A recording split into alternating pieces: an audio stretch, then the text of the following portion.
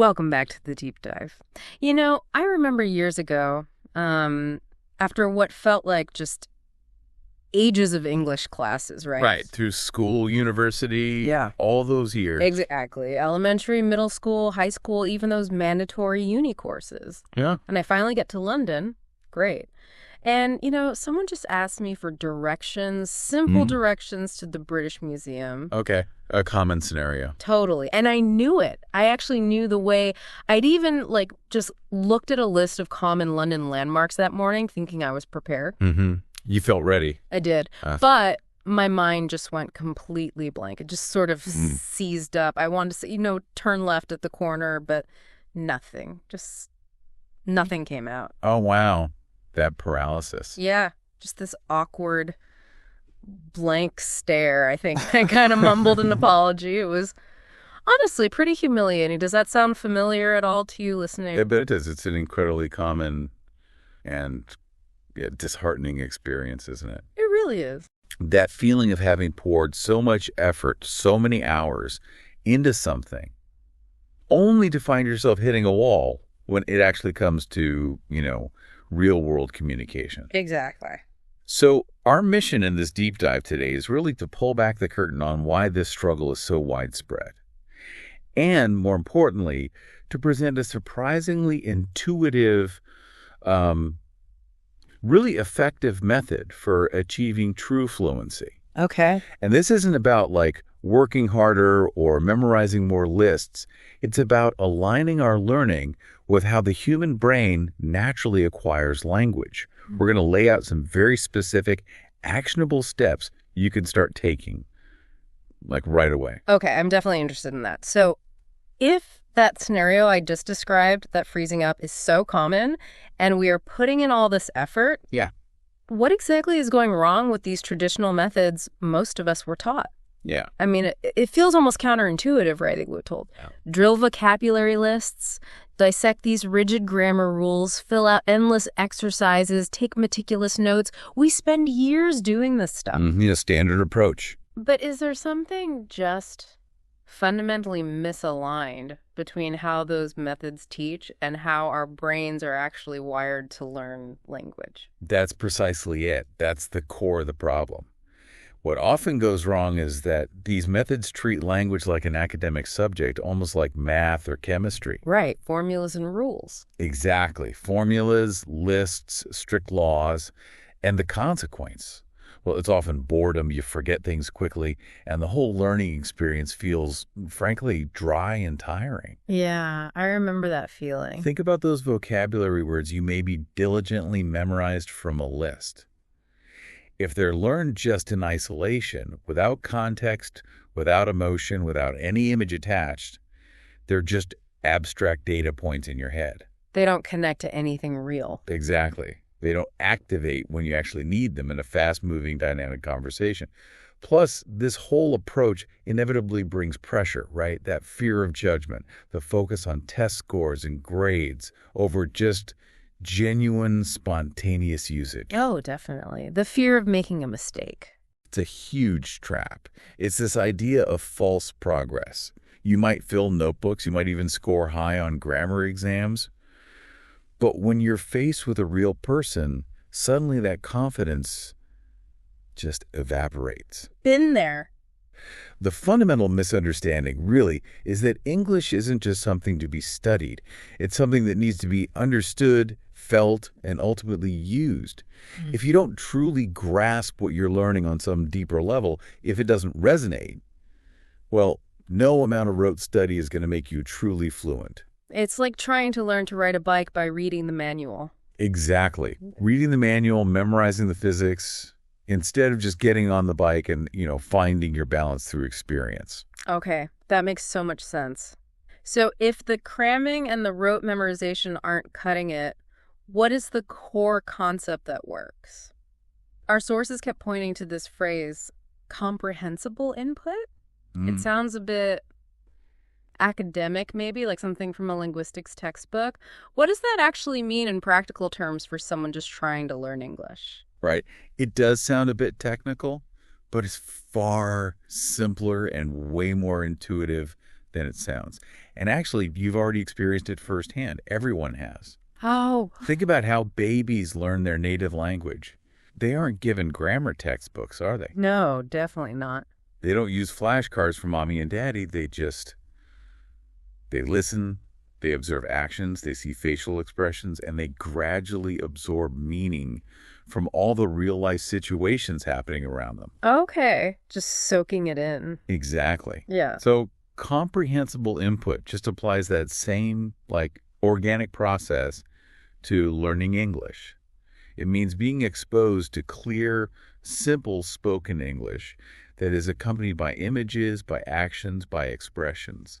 Visual context is key. Ah, And okay. the crucial point here is that even if you don't understand every single word, you can kind of feel what's happening. You can infer the meaning from the context. Your brain fills in the gaps. So it's like your brain is picking up all those other cues, the visuals, the experience to figure it out. Precisely. Imagine watching, say, a short video. Someone points to a dog and says, nice and clearly, this is a dog, the dog is running. Then maybe, now it's jumping. And right as they say jumping, the dog actually jumps. Right, you see it happen. You see it happen. You don't need a translation for jumping.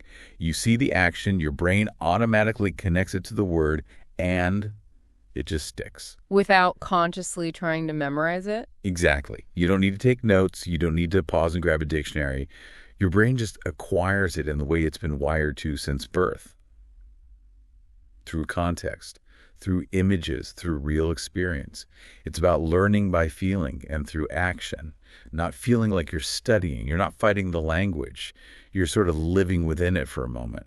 That sounds incredibly intuitive, actually, much less stressful. So if this comprehensible input is the secret weapon, how can we listeners actually apply this, like in our daily lives, beyond just thinking about babies? What does this look like in practice? Give us some tangible examples. Yeah, absolutely. One remarkably effective yet incredibly simple practical scenario is watching daily life vlogs. Videos where someone is just narrating their everyday actions in slow, clear English. Okay, like what sort of actions? Picture this. Someone's walking through their house, maybe with a camera. They point to a door and say, nice and slow, this is a door, I'm opening the door. Okay, simple enough. Very simple. Then maybe they sit down to put on their shoes and say, these are my shoes, I'm putting on my shoes. Then they might step outside, point to their dog lying in the sun, and say, this is a dog, the dog is beige. Beige. Okay, maybe I don't know beige. Right. But then they might add, seeing the dog, beige means light brown. And instantly, even if you didn't know beige, seeing the light brown dog connects the word to the image.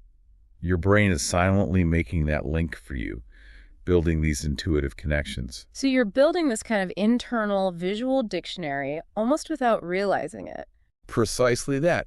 Or another example, they might walk past some grass, point to one patch and say, this grass has been cut. Then point to another, this grass has not been cut. Ah, okay. You see the difference. You see the difference. You understand exactly what they mean, even if you've never formally studied, say, the present perfect tense for cut, or the passive voice structure has been cut. The visual context makes it clear. Right. You just get it from the situation. You get it. And the important thing is there's absolutely no pressure to understand every single word or analyze the grammar. Your brain is just working quietly in the background, absorbing it all. And are there other benefits to this besides just picking up words? Oh, huge side effects. Really powerful ones. You organically pick up natural intonation, how grammar structures really work in conversation, not just in textbooks. Typical sentence arrangement, how words link together smoothly in connected speech. Things you don't get from lists. Exactly. And crucially, this method helps you develop those linguistic reflexes. It starts the process of thinking directly in English, which is a massive hurdle for so many learners. That mental translation step. It helps eliminate that slow, frustrating mental translation from your native language. You start to hear or read English and understand it more immediately through the images or feelings it evokes, bypassing those mental detours. That's something millions struggle with for years. Okay, this is really clicking for me. So, what does this all mean for us? Why is this seemingly simple approach, just watching someone open a door and talk about it, why is that so much more powerful than the years many of us spent with textbooks and flashcards? It almost seems, well, too easy compared to the struggle. It seems easy, but it's powerful because it aligns perfectly with how the human brain is actually hardwired to acquire language. It's not about difficulty, it's about alignment. How so? Well, when you hear a word connected to an image, an action, maybe even an emotion associated with it, your brain stores it differently. It's not just an isolated factoid. It becomes part of a rich, multi-sensory experience. Okay. And we humans, fundamentally, remember experiences much, much more deeply and easily than abstract theory or lists of words. Your brain isn't just storing a piece of data, it's creating this robust network of associations around the word or phrase. So it sticks better. It sticks way better. This multisensory engagement actually bypasses the working memory bottleneck, which often gets totally overwhelmed by traditional methods like cramming lists. Information flows more directly into long-term memory, much like how a child seems to effortlessly absorb their first language. You don't need to force yourself to memorize. Your brain does the heavy lifting naturally because it's engaged and interested. Wow. So all those hours I spent filling out grammar worksheets were potentially kind of hindering my natural ability to just pick up the language. That feels like a huge paradigm shift. It can be, yeah. It doesn't mean grammar isn't important, but how we learn it matters immensely. Okay, so what about grammar then? That's always the worry, right? People worry about not speaking correctly if they don't study the rules explicitly. That's a fantastic question and a really common concern with this kind of approach. But here's the fascinating part. Grammar is acquired naturally, almost implicitly, by repeatedly exposing yourself to correct structures used in diverse real-world contexts. So by hearing it used correctly over and over. Exactly. After a while, you'll start to instinctively recognize how native speakers phrase things. You might even notice, that sounds different from the rule I learned in my textbook. Your brain starts internalizing the patterns, building an intuitive feel for what sounds right and what sounds a bit off. Like developing an ear for it. Precisely. That aha moment where you just know how to say something correctly comes from consistent, comfortable exposure, not from consciously recalling rule number 3B from chapter 7. You're not consciously applying a rule. You're intuitively producing a correct structure because you've heard it and understood it thousands of times in meaningful contexts. That sounds much more natural. And perhaps most importantly, this method largely eliminates that feeling of studying. It doesn't make you feel tired in the same way. It doesn't create that same pressure. And it significantly reduces the fear of making mistakes. Because the focus isn't on perfect production initially. You're just observing, taking it in. You're just watching a video. Maybe you're entertained. Maybe you're curious. You want to understand what's happening. But in that very process, every word, every structure, every sound of English is seeping into your brain almost effortlessly. The sources we looked at even made a pretty bold claim that a well-made 10-minute daily vlog, if it's truly comprehensible, can be as effective, or even more so, than an entire hour of traditional classroom study. Wow, 10 minutes versus an hour. Yeah, and think about the accessibility. It's available with just a phone, right? A little bit of time each day and some patience. You don't necessarily need expensive courses or complex apps. You just need to be willing to expose yourself, listen, observe, and kind of let your brain do what it does best. This sounds incredibly promising. I mean, almost too good to be true for those of us who've really struggled for a long time with the old ways. But are there any, common pitfalls or challenges people should be aware of when they try to switch to this comprehensible input thing? It sounds like you just, go watch YouTube, but is it more nuanced? That's a really fair point. While the core concept is simple, The implementation does benefit from a little bit of structure. Okay. And yeah, there could be a temptation to jump into content that's way too difficult too soon. Ah, okay. Getting overwhelmed. Exactly. The key word is comprehensible. If you're constantly feeling lost, if you only understand maybe 20% of what's being said, it's not really working optimally. You need that sweet spot of understanding most of it, but still encountering new things. Right. But the good news is, the sources we looked at outline 3 pretty clear, highly effective steps to get started properly to make sure you really maximize this approach. Okay, great. Let's hear them. How does someone actually start this? All right, step 1. Choose appropriate videos. This is crucial. You need to select English videos that are genuinely easy for you and relatable to daily life. We're talking about those vlogs we mentioned, grocery shopping, cooking, walking a dog, maybe simple conversations between people. So start easy. Start easy. The goal here is just to relax, listen, and observe. Practice guessing the meaning from the images, the actions, the tone of voice. Let your ears just get accustomed to how native speakers actually talk, and let your brain gradually, naturally absorb the new words, the sentence structures, the pronunciation. It all happens quite naturally, just like when you learned your first language, remember? The appropriate part is to prioritize understanding the gist over catching every single word, especially the beginning. Okay, choose the right videos. What's step 2? Step 2, consolidate your learning. Now, this doesn't mean go back to stressful studying. But after watching video, don't just immediately click away and forget it. Take a few minutes, maybe just 5 or 10, to review any new words or interesting phrases you noticed or picked up. How should you review them? Flashcards again. Not necessarily like the old way. The idea is to reinforce the comprehensible input. The source actually suggested using tools like, say, ChatGPT for this. Oh, interesting. How would that work?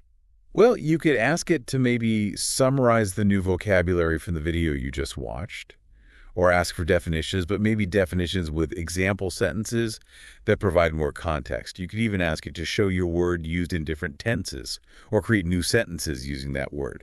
It helps you remember more deeply because you're seeing the words again in new meaningful context, not just isolated on a list. And you can tailor that to your level. Exactly. That's the neat part. If you're a beginner, you could ask ChatGPT for bilingual explanations, maybe definition in English and your native language. But if you're more advanced, you'd want to stick to English-only explanations and examples to really push yourself to think directly in English. Got it. Consolidate with context. What's the 3rd step? Okay, step 3 is optional, but it's highly recommended, especially for building that long-term memory. Reinforce with spaced repetition. Ah, like those apps. Anki was mentioned. Exactly. Anki is a popular one. And it's not just a basic flashcard app. It uses these clever algorithms, based on the science of memory, to schedule reviews of words or phrases right before you're statistically likely to forget them. So it prompts you at the optimal time. Precisely. It leverages the spacing effect to embed those items much more permanently into your long-term memory. We're talking remembering words not just for days, but potentially for months or even years with consistent use. But what if someone doesn't like apps? Totally fine. If apps aren't your thing, a simple notebook works well too. Just jot down the new words or phrases, maybe with a quick example sentence or a little drawing, and make a habit of reviewing them regularly, perhaps once a week. Actively try to recall the meaning before you look. The specific tool isn't the magic bullet. The key is that consistent, active exposure and regular review cycle. That's what helps solidify those neural pathways. Choose appropriate videos, consolidate with context, and reinforce regularly. That sounds actually doable. It's a fundamental shift in perspective, isn't it? It really is. It's moving away from that feeling of desperately cramming English into your brain towards actually experiencing it, letting it soak in almost effortlessly. For me, thinking back to my own struggles, this really sounds like it could be the missing piece. The promise here, it seems, is noticeable progress, maybe even in just a few weeks if you're consistent. It really underlines that principle of a little every day, consistently and comfortably, being way better than those intense short bursts of effort that often just lead to burnout. Absolutely. No more freezing up when someone asks for directions in London, hopefully. Let's hope not. It truly challenges us, I think, to reconsider how fundamentally changing how you learn, rather than just what you learn or how much you learn, can unlock a kind of fluency that feels less like a constant struggle and much more like just living within the language itself. Yeah. Imagine being able to understand and communicate without that constant, exhausting mental translation going on in the background. It shifts your whole perspective from seeing English as this difficult subject you have to conquer to seeing it as a skill you can naturally, effortlessly embody. Like, it becomes a part of who you are. A much more positive way to think about it. Definitely. Yeah.